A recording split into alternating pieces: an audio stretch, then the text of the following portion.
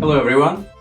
After making a very traditional Hungarian dish called chicken paprikash a few weeks ago, I have received multiple requests from subscribers to make another even more famous classic Hungarian dish called goulash. There are some variations of this dish depending on the region and the country. For example, in US, goulash known as a quick dish made from ground beef, tomato sauce, herbs and elbow macaroni noodles. But the original classic Hungarian version of goulash is a rich red beef stew flavored with vegetables, onions, garlic and of course paprika. A lot of it, preferably sweet Hungarian paprika.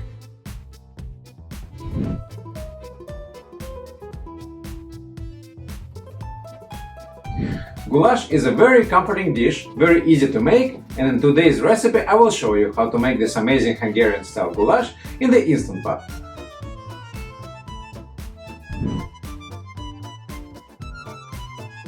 If you don't have an Instant Pot, I will also share on how to make this dish in the Dutch oven, which is a bit of a longer process. You can find a list of ingredients in the description of this video. Step number 1. Chop onions, bell peppers and carrots.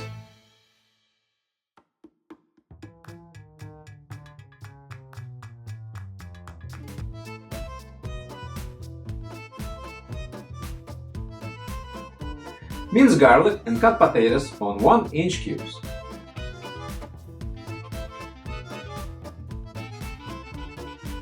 Turn on Instant Pot to sauté mode, add some oil and brown meat in batches. Season the meat in the process. Cook for about 5 minutes just to brown, no need to cook it through.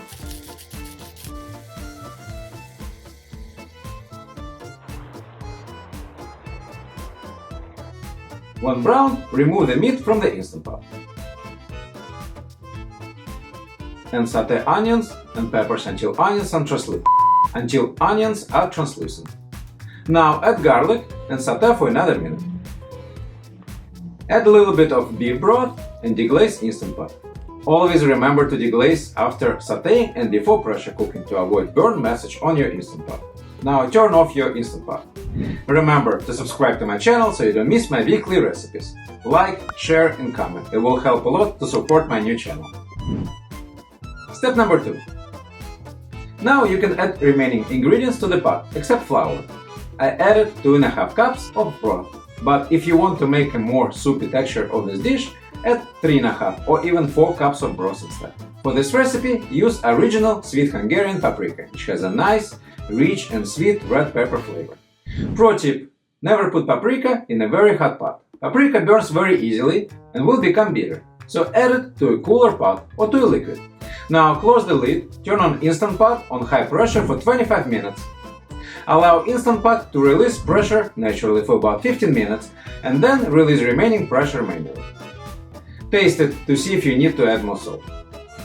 And finally, if you want to thicken the sauce, turn on sauté mode, add flour or cornstarch mixture and simmer it for about 5 to 7 minutes or until sauce thickens. You can serve it with fresh bread as a stew or a soup, or with noodles, potatoes or Hungarian dumplings. Now, if you don't have an Instant Pot and want to make this dish in a Dutch oven, the process is almost the same. For the Dutch oven, I will need to add more broth, about 5 cups, since during the long simmering process a lot of liquid will evaporate. Simmer the meat with the spices for about 40 minutes and then add potatoes and carrots and simmer for another 40 minutes, or until beef is nice and tender. So for this recipe, using Instant Pot, I was able to save myself about 30 to 40 minutes in cooking time. And if you like this recipe, check out collection of simple Instant Pot recipes which you can use to inspire simple and fun dinners. Click on the playlist on your screen. Thank you for watching and I will see you soon.